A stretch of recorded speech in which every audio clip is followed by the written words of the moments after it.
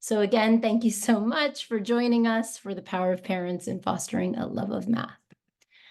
Our objectives for tonight are to spend some time thinking about the power of parents in fostering that love of mathematics. And we'll look at some of the research that has shown us that we have a deep impact on our children's feelings about math. And then we'll spend the latter part of our session looking at illustrative mathematics, which is the new math program that is being taught across all schools in Philadelphia. And we will review the family and community math resources that we have been working with our vendor to develop for you and for the community to help you support your children in mathematics. So we're going to dive into the power that you hold as parents. And to start us off, I'm going to launch a poll. I'd love for you to select the statement that best describes how you feel about math. Are you do you feel like I'm great at math? I'm okay at math. I'm not a math person. So take a moment to share which statement best describes you. Thank you to those of you who have already clicked. We're at 80%. Just need 2 more people. And I'm going to end the poll in 3, 2, 1. And I'm going to share these results with you. So in this room, the majority of you said that you are okay at math, and I am not a math person. So I'd say it looks like about 89% of the folks in this room are identifying as either being okay at math or not a math person. And this is really pervasive in our society, that many people do not feel like math is for them. I always find it really interesting. You don't see people walking around saying, I'm not a reading person, or I'm just okay at reading. But we're very easily inclined to say that we are not math people. I'm hoping that as we continue in this session, maybe you will think differently and feel differently. But also there will be more opportunities in this family math series for us to think about how we combat this feeling of not identifying with math. So thank you so much for engaging with that.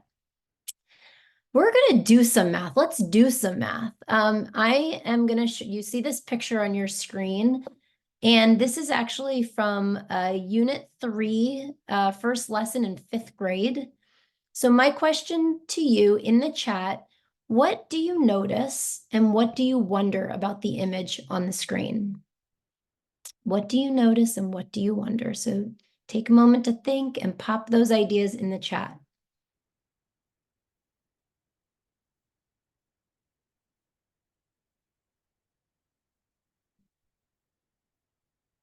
And you can notice anything. There's no wrong answer here. You can ask any questions. All right, we've got half of a pan. It's cut very neatly. It's a fraction. Neat cut.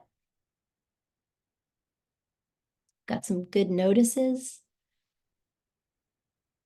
Any wonderings that you might have? How was it made? What's the recipe? Is it 2/3 empty or half empty?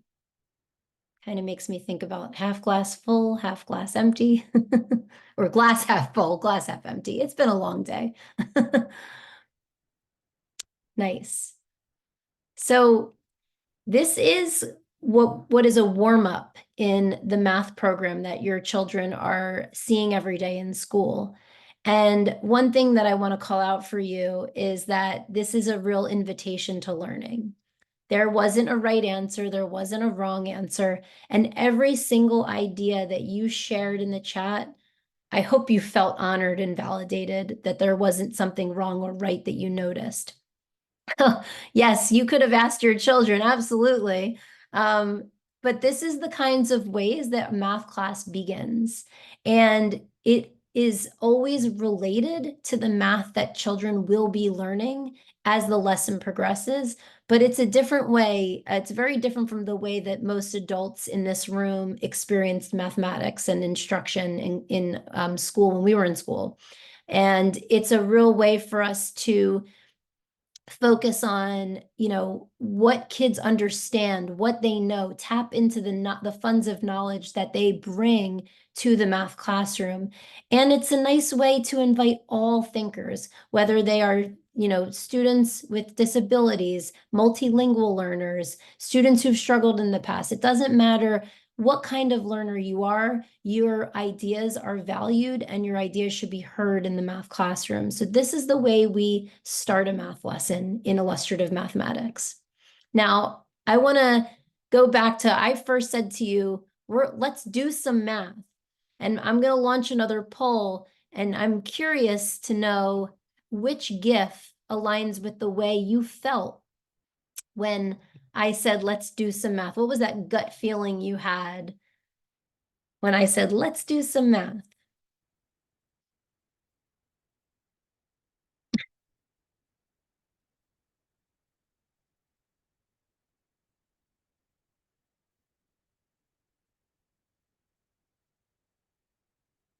We got 27% participating. All right, give us which GIF describes how you felt when I said, let's do some math.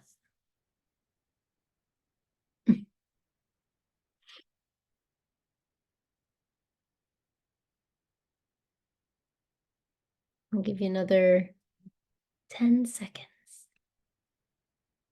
Hope some people are putting it in the chat. That's okay. All right, so I'm going to share these results with you. I'd say the majority of you felt like B, C, and D. That would represent 80% of the folks in this room either are like, get away from me, I'm totally freaked out, or like, not so comfortable. And this is, again, something that we are really trying to overcome, which is how do we, change the way we feel about math? Because the way we feel about math ultimately impacts the way our children feel about math.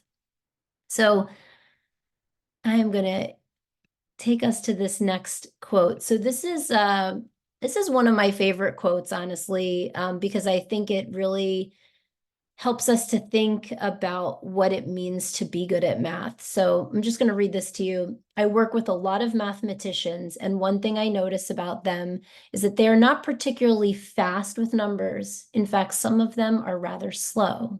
This is not a bad thing. They are slow because they think deeply and carefully about mathematics. It turns out that the way we feel about math is largely related to the way we have defined what it means to be good at math.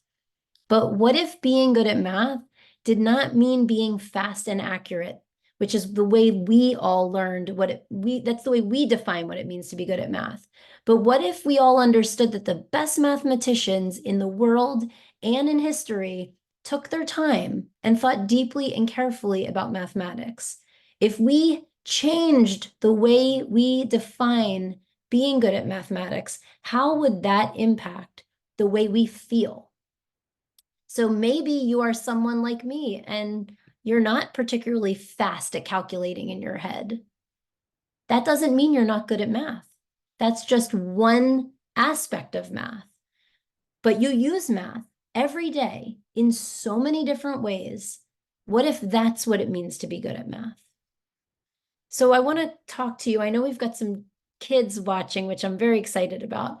I want to talk to you a little bit about how powerful parents are and the influence and impact they have on their children's feelings about mathematics. So brain research, as you can see on the screen, is now showing that the messages that our children pick up from their parents about math and their parents' relationships with math can change students' math learning and achievement. And I remember when I read this research, I was surprised as well and almost taken aback. Wow, so my feelings about math could impact my children. But we now know that the messages we give can change their performance dramatically, and that students need to know that the adults in their lives believe in them. Researchers are learning that students' ideas about their ability and potential are extremely important, much more than we previously understood. So the messages we give students about their potential brain research is now showing that those messages that they pick up from their parents can impact that achievement. In one important study, and I remember reading this and just kind of being blown away, researchers found that when mothers told their daughters that they were not good at math in school, their daughters' achievement declined almost immediately. So just telling your child that you are not good at math in school immediately impacts their ability to achieve in mathematics. And then in another study, neuroscientists found that parents' math anxiety reduced their children's learning of math across grades, first and second grades, but only if parents helped their children on math homework. So if those same parents with math anxiety did not help their children at all with their math homework, then their children's learning would not be impacted at all. So all that to say, if you have math anxiety, it's better not to help your child with homework than to help them at all. And maybe the biggest help you can give is just by communicating with the teacher that that your child struggled, and therefore your anxiety isn't transmitted or affecting the child. Both of these studies really communicate the importance of the messages students receive, as it was not math knowledge that harmed students' performance, but the parents' anxiety. We know that when parents with math anxiety, what they say to their children is it really matters, and it's likely they communicate the negative messages we know are harmful, like math is hard, or I was never good at math in school. So it's unbelievably critical that when parents interact with children about math, they communicate positive messages, saying that math is exciting. It's an open subject that anyone can learn with hard work. It's not about being smart. It's not, there's no such thing as a math brain. Every single child is capable of brilliance in mathematics, and math is all around us in our world. So hopefully, even just talking about this, you're understanding how powerful the messages we send to our children are and how they can deeply impact learning. So I'm gonna play this short video for you. I really love this video. You hear it? How do you feel about math? I'm not good at math. I just don't get it. It makes me kind of feel uncomfortable. When I get called on in math class, I feel scared. Because I'm afraid I'm gonna mess up the problem. My brain just doesn't think anymore, it doesn't think straight, and I just go like, okay, what do? I have no idea what to do. Math makes me feel stupid. Scared that I would answer wrong or get laughed at. I'll never be able to do this. Scene 16, take 1, marker. I'm still learning who I am. What I'm good at. Forming my idea Of my own potential. And if I think I can't be good at math, I won't be. But math is everywhere. Math is a basic life skill. Without math, I could get left behind. So help me know that limits don't exist. That math isn't beyond my reach. that my potential can take me anywhere. That with hard work and the right mindset, I can grow. Because math esteem is self-esteem. With math, I can be a fashion designer, A doctor. A computer programmer. a wildlife biologist. A teacher. With math, I can be anything. So click the link, Take the pledge And find out how you can implement growth mindset strategies to improve your students' math esteem. So I can have a fighting chance. to become who I want to be. I just love this video. I love that, you know, in the beginning, children are saying things that we've heard before and that we've probably said before. But when we shift the way we think, when we shift the way we talk about potential and who is a math person, then we can really change the game for our children. This always happens. I don't know why. So really this requires a mindset shift. And this is a really great quote by Carol Dweck. If parents want to give their children a gift, the best thing they can do is to teach their children to love challenges, be intrigued by mistakes, enjoy effort, and keep on learning. And, you know, again, as a parent, I'm constantly finding myself having to do this with my own children. And I know how hard it can be when we want to solve their problems. We don't want to see them frustrated, but there's beauty in that frustration. There's beauty in problem solving.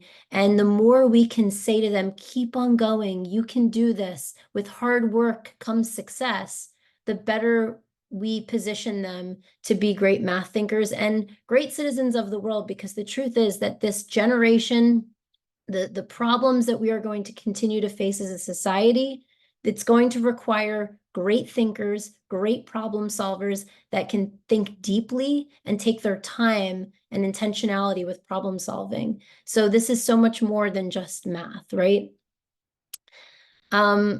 This is something that I really love. And again, in the beginning of this session, most of you said that you were just okay at math or you were not a math person. Well, I'm here to tell you that we are all math people, whether you like it or not. The only thing you have to do to be a math person is to do math of any type and to be a person. I'm going to tell you just a quick story of an example of how so many people feel that they are not math people. During the pandemic, when we were all, you know, held up and isolated, there was a period of time in between where people started to go out again. It kind of got lifted. At some point, we went back into hiding for a little while. But in that lifting, there was this wedding that I was invited to with my husband. And I was so excited to like get out of the house and do something with people that I decided, you know what, I'm going to treat myself. And I got my hair and makeup done. And I was sitting in the makeup artist's chair and she was doing my makeup and we were talking and she said, what do you do for a living? And typically when people ask me that, and I tell them that I am a math enthusiast, a math lover, a math specialist, and now a math director, I get the same response from the majority of people that say, ooh, I'm not good at math. I'm not a math person. That is like across the board. So when she said this to me on this particular occasion, I said, yes, you are a math person. You do math all the time. And she's like, you don't know me. Like eventually we went back and forth a little bit. She's like, you don't know me. I am not good at math. I never was good at math. So then I said, do you want me to explain to you why I know that that's not true? And so she said, all right, go ahead. She's probably annoyed at this point. I started to explain to her that, you know, the blending of colors that she was doing on my face, she was creating proportions to make sure that that skin color, that the makeup color was matching my skin color. And she was attending to symmetry, because if she wasn't, one eye is going to look way different than the other eye, and I wouldn't look quite right. And there is math in all the things that we do. And sometimes we just don't recognize that there is that math and that it exists. And yes, I see ratios of mixes. There's a lot of ways that we use math that often just go unnoticed and we don't recognize the math that we're doing. So I want us to think about that as we look at this picture. This is a city block in Philadelphia, something that you likely see on a regular basis. My question to you, if you can use the chat box, where's the math in this city block? So go ahead, and if you have children nearby, ask them, where's the math? What do they see that makes them think about math?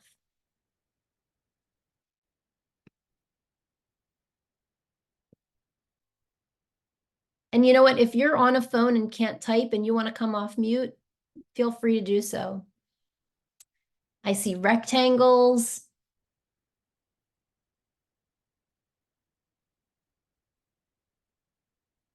Where is the math? Addresses. How many houses? Count the steps. Yep. What else? I'm going to push you because there's a lot of math in this picture.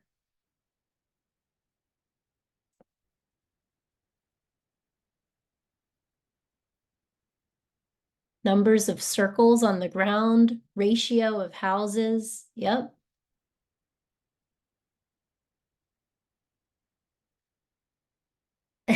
That's awesome, Tiffany. Her son and her used to play this game. I love that. Well, that's great because that means you were fostering number sense and math thinking. There are patterns. Yeah, there's angles. there's shapes. There's so much about this that is math that we just don't realize. When I used to walk with my kids around our neighborhood, I would sometimes say to them, you know, how many steps do you think it will take for us to get to the end of the block? And I'd have them guess, and then we would walk and count. There's such power in thinking about the math that's in our world, that's in our homes, when you're cooking, when you're cleaning, when you're folding laundry and sorting, there's math. When you're going to the store, when you're creating a budget, there's so many ways that we do math all the time. Even when you say, which piece of pie do you want? When you pick the larger piece of pie, that's math. You're doing math, right? You're thinking about math and the repetition, absolutely. So think about the fact that math is so much more than in a classroom and being fast and accurate. Math is about the way we engage with sense making in our world, the way we use and think about numbers, shapes. It's all a part of this math that we're talking about. So to sort of wrap up this section on the power you hold as parents, I just want to read this to you by Joe Bowler. Our words and actions provide powerful messages about who is and who isn't good at math. Our children will live up or down to these messages. So the more we can explain to our children about the limitless potential they hold, the more they will rise up to those expectations and to those messages that we send to them. So I'm going to segue into helping, to shed some light on illustrative mathematics, which again is the new math program that we're using throughout the district. And we will review the family and community resources that are available to you for you to use to support in supporting your children at home with mathematics. So first I want to talk to you about, now there are multiple design principles behind illustrative mathematics, but these two I think are very relevant to what we've been talking about tonight. The first is that all students are capable learners of math. And when we say all, we're talking all. No matter what you look like, where you come from, how you identify, what supports you may get at school, whether you're learning another language, every single student is capable of learning mathematics. And the second design principle is learning math by doing math, which is very different from the way we learned math. So I want to start off by just explaining that all students, each with unique knowledge and needs, enter the mathematical learning community as capable learners of meaningful mathematics. Math instruction that supports students in viewing themselves as capable and competent has to leverage and build on the funds of knowledge that they bring to the classroom, which is why so many of the lessons we have start off with this invitation to learning, but also for teachers to understand what students already know and understand, because they are not empty vessels that come to us with no knowledge. They have lots of life experience outside of school that they bring, lots of experience with you all before they enter our classrooms. So in order to do this, instruction has to be grounded in equitable structures and practices that provide every student with access to grade level content and provides teachers with necessary guidance to listen to, learn from, and support each student. Listen to, right? That's like very different again from the way we experienced instruction when we were in school. We generally had a teacher that we had to listen to who told us what to do each step of the way. Now the roles are reversed and there's a lot more listening to students to extract what they understand and help them connect the dots. The materials in illustrative math include classroom structures that support students in taking risks, engaging in mathematical conversations, productively struggling through problems, and participating in ways that make their ideas visible. And it is really through these structures that teachers get to have these daily opportunities to learn and leverage student understandings and experiences, and how to position each student as a capable learner of mathematics. In this type of mathematical community, students learn math by doing it.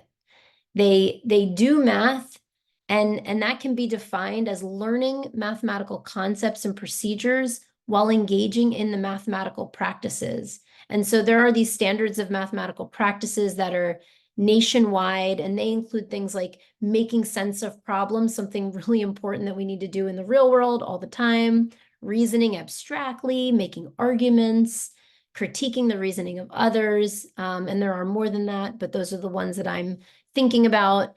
And, you know, again, this is really in contrast to the way we experienced math, where students watched someone else do math and engage in those math practices, or maybe take notes about the math that was already done. This is different, right? Because now students are doing the math. So really, you know, one of the premises, the hallmarks of this program is that students learn math as a result of solving problems, and that these mathematical ideas are outcomes of that problem-solving experience. So this you may have seen before. This is from The Incredibles. We will control the horizontal. We will control the vertical. We can roll the image. That's not the way you're supposed to do it, Dad. They want us to do it this I don't way. know that way. Why would they change math? Math is It's math. okay, Math Dad. is math. I'll just wait for Mom to get back. What? Well, she won't understand it any better than I do. So you may have seen that scene before from The Incredibles, and we hear this a lot. Oh, can you turn? Sorry, it was maybe a little bit quiet, but basically he's saying, the dad is saying, like, why did they change math? Math is math. And they're getting into an argument because the kid is saying, that's not how we do it.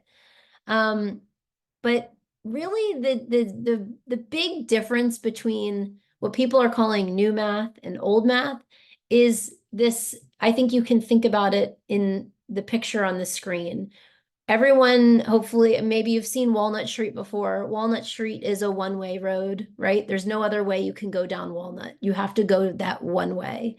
And that's really the way that we all experienced math class. There was one way to solve problems to get to the solution.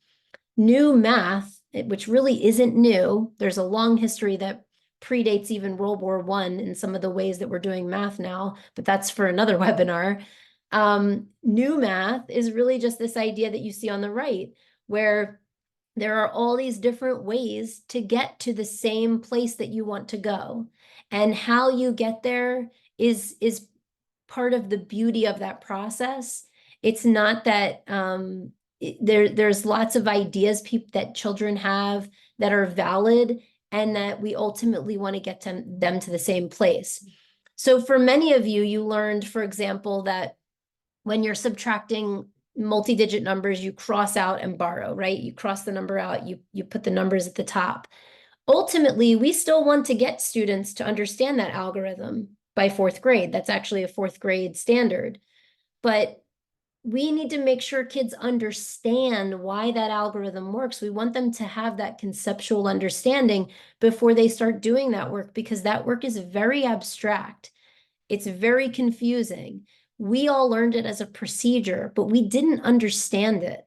And so the real big difference here is that we're trying to make sure that students really understand algorithms, so we don't jump to algorithms until we've made sense of and played with the math.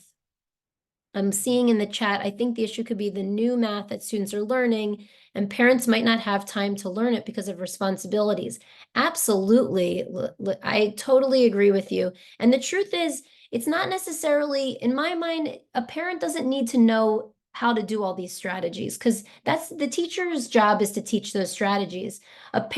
In my opinion, a parent's job is to support how they can and really bring the math in their lives and in their community alive for children, and help them to feel joy in math. It's not to try to teach the strategies and to argue over who's doing it right. That's not good for anybody. It's not good for the student, and it's not good for the relationship between the parent and the student. But hopefully what I show you in a little bit is going to help you to hopefully make this a little bit easier on you all as parents. So one of the probably most important aspects of illustrative math is that it is considered problem-based learning. And in a minute, I'm going to show you a video that hopefully makes it really clear why problem-based learning is so important. Because we really want students, and as you can see on this slide, we want students who know how to think about math, solve problems, and be engaged in their own sense-making. So let's watch a quick video. And so this is an example. This is 32 eighth graders who were asked this question. You'll see on the screen in a minute. And this is the results of them being asked this question. Hopefully you can hear this nice and... There are 125 sheep and 5 dogs in a flock. How old is the shepherd? There are 125 sheep and 5 dogs in a flock. How old is the shepherd? What? There are 125 sheep and 5 dogs in the flock. How old is a shepherd?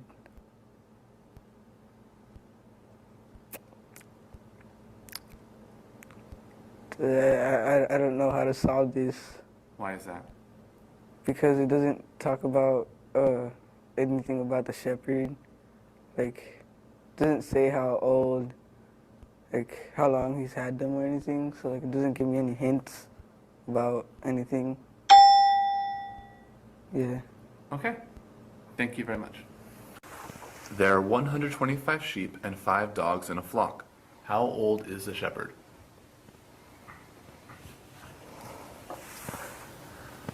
$120 years old. How do you know it's 120? Can you please write down here?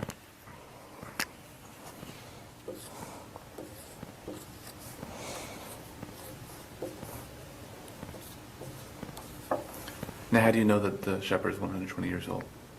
Because I subtracted 125 minus the 5 dogs in a flock. Okay, thank you very much.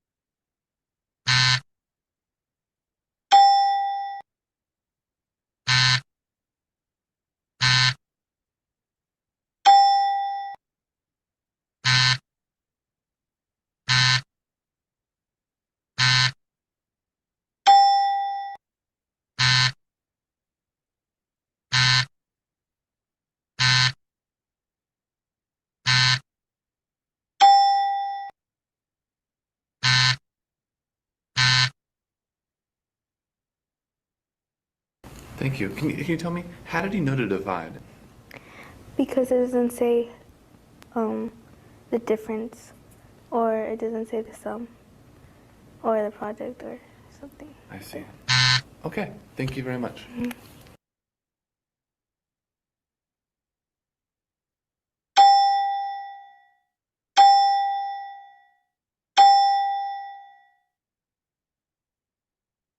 So just so you know, I saw the comment in the chat about the problems being relevant. This is like 10 years old, and it was a math ed researcher in a, this was not a problem that you would see in illustrative math, but it is a good example of why it's so critical that we help students to make sense of problems and not just use tricks to grab numbers and do stuff with them. And in fact, for many, many years, teachers would teach children keywords.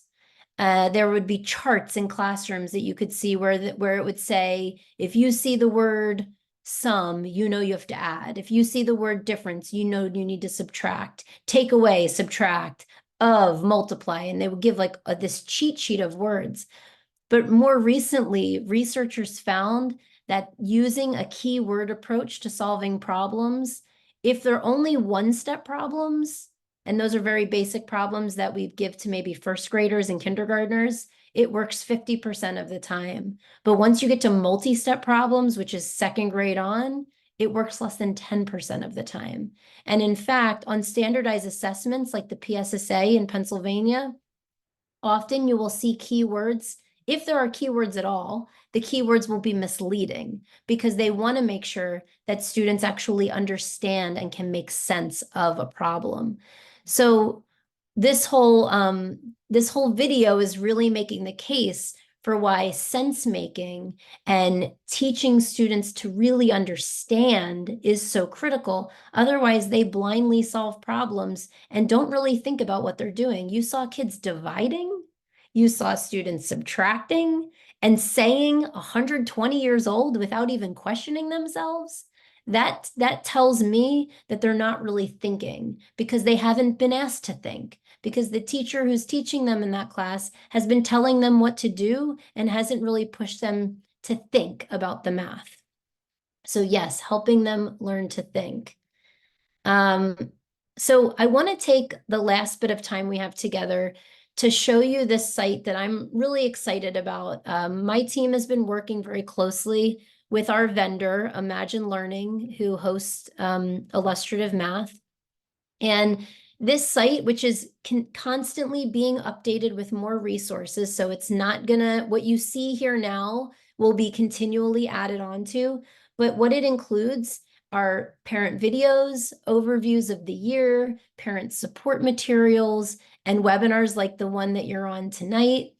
And all of these resources have been translated into all the major languages. And those translations are still being worked on by our vendor in this partnership. So I'm gonna, this is the website right here, tinyurl.com/SDP Family Math, but I'm gonna show you what this looks like. So can you all, Lauren, give me a thumbs up if you can see the family and community. Okay, great. So on this site, the first thing I want you to notice in the corner is if you wanted to change the language, the bottom left corner has the different major languages of our district. And then at the very top is actually information about this math series. So hopefully the hope is that we will continue to update this banner with relevant opportunities for more learning. And then as you go down, it's very user-friendly. What grade is your student in? So you can see when you first go to the page, kindergarten is highlighted because what you're seeing here is all kindergarten. If you wanted to pick a different grade, let's say second, it changes to second grade. A couple of things I want to show you. On the left-hand side, these are all parent videos. So someone mentioned how time makes it hard for parents to learn the math that their child is learning in school or understand the strategies. These videos are super short, made for families in K-5.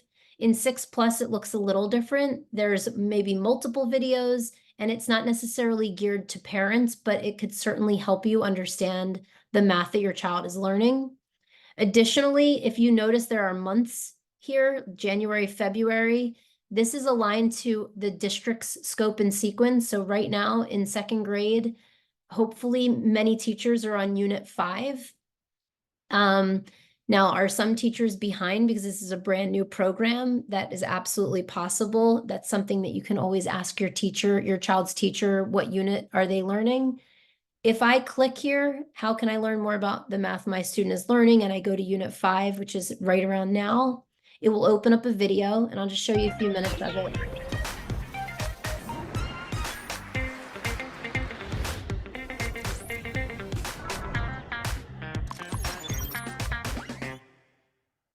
Hello, I'm Deborah, and welcome to the Family Support video for Grade 2, Unit 5. In this unit, students will learn about the place value of 3-digit numbers.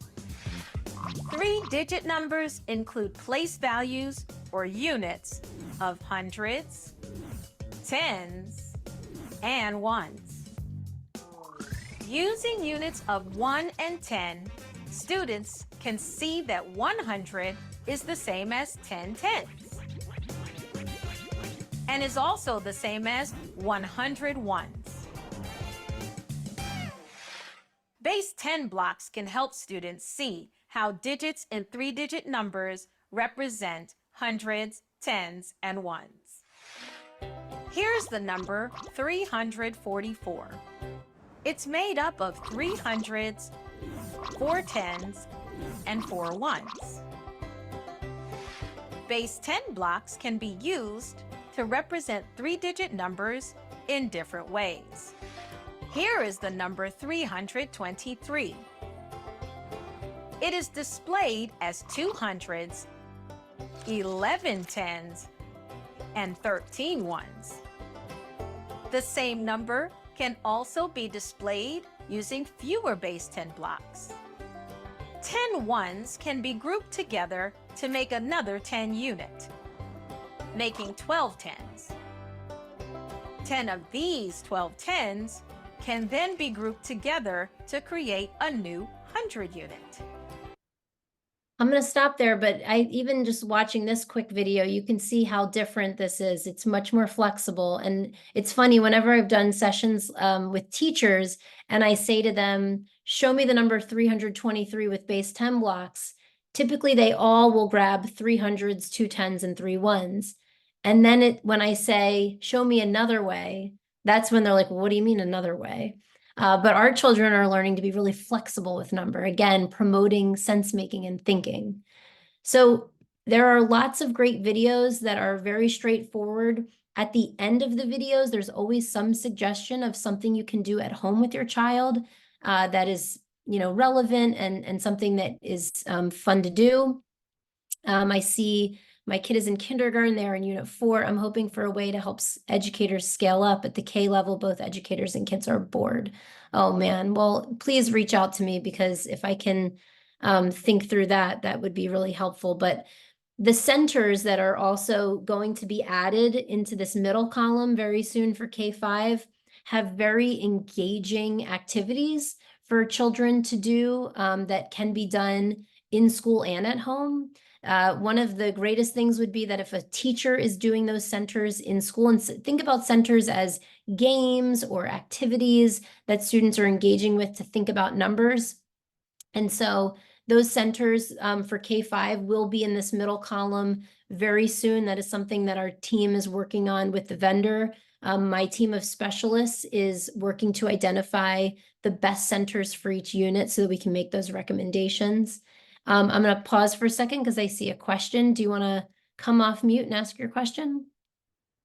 Hey, so my question was, like, with grading, do you feel like with grading that could possibly play a factor into, like, if kids coming home with bad grades, that would kind of bring their self-esteem down? Because in my head, I was like, maybe there should be a way to get rid of grading system altogether and just focus on what they need to learn instead of grading them on what they already know or don't know. That might make them feel, bad about themselves. Yeah, you bring up a really good point. And I, even as an adult, like I'm getting my doctorate right now. And anytime, even when I got like slightly lower, and probably it's not low for most people, I would be very upset about it and take it really to heart. So it's true for children and adults. I think that grades need to be really, sometimes they're not, they need to just be informative. Like, what are my child's strengths and what does my child need to work on, as opposed to punitive or to make you feel bad. We know that children learn at all different paces. And, just because they're expected to know this thing at this point doesn't always mean they will. So I hear that. And, maybe there are conversations that you can have with your school community to talk about grading. I know that as a district, we've been trying to think about how to more thoughtfully grade our children, how to be more focused on standards versus, A, B, C, D, F. Because I can tell you again, as a parent, going to a parent-teacher conference and hearing that, my child has a C doesn't really tell me much of anything, just makes us feel bad. Not just the kid, right? The parent feels bad because you feel like it's your report card. So I think, these are conversations that are being had, but the more parents that can also, bring these conversations to light, the more we can make sure that it's a priority. So I totally agree with you. Just to sort of show you a few more features of this site. On the far right side, these are parent support materials that a teacher could send home in hard copy, but that you can access here as well. So I saw that someone was doing kindergarten unit 4. So let's use your child as an example. Kindergarten unit 4. If I click here, what you'll be able to see is like the overview of the entire unit. So this is all about solving addition and subtraction story problems within 10. So if I was a parent of a kindergartner who was doing this, I'd be trying to make up problems at home about, hey, I have 5 chicken nuggets. How many more do I need to get to 10? You can just kind of make up problems that are relevant to them. In section A, it'll looks like every unit has a different amount of sections. So this section, it's just explaining what they'll be learning in the beginning of the unit. And then you can see section B, what they'll be learning. And this is really focused on story problems. Section C is about making expressions about addition and subtraction. And then at the end, you can see these try it at home. And this is on every parent support document. And these are they give you some ideas of something you can ask your child and engage with. So in this case, you know, towards the end of the unit, ask your student to draw a picture that goes with this story. And then you could change the story. You could make it about your family. You can make it about what you're doing in that moment or what you're about to do this weekend. And then questions that might be helpful as they work. So if you see them, you can ask them to explain the picture. And there are some prompts. So this is a really great resource if you want to sort of check in with your students, your children. And at the very bottom, there are past webinars. So this webinar that we're on right now will be added. You can see this one from July that was an introduction to illustrative mathematics. And then this is an overview video of basically problem-based learning that came from the vendor. So all of this is available to you. We only have about 6 minutes left. So I want to say thank you so much for spending almost an hour with me at this point. It has been a privilege. I've really enjoyed seeing your ideas and thoughts in the chat. We're really open to feedback. We want to do better, and we strongly believe that parents are the secret sauce. You know, we are one piece of this puzzle. You are a massive piece of this puzzle. You have incredible influence over your children, and we really want to partner with you to do, you know, better for our kids. So at this time, if anybody has any other questions, I am happy to hang on. And I know Lauren just dropped the survey and raffle form in the chat. Please make sure you fill that out. I hope somebody gets that $25 gift card. I wouldn't be upset about that. And then I will also share the link to that website in the chat. Give me a second to do that. And my kid gets homework worksheets copied from Wackadoodle. Is that really? No. So homework actually is, it's not in illustrative math. There is no homework book or problems provided. There are additional practice problems that a teacher could use, but I can promise you that Wackadoodle is not something that is a part of the program. So that is always a conversation, again, that you could have with your teacher, your child's teacher, or with your school community.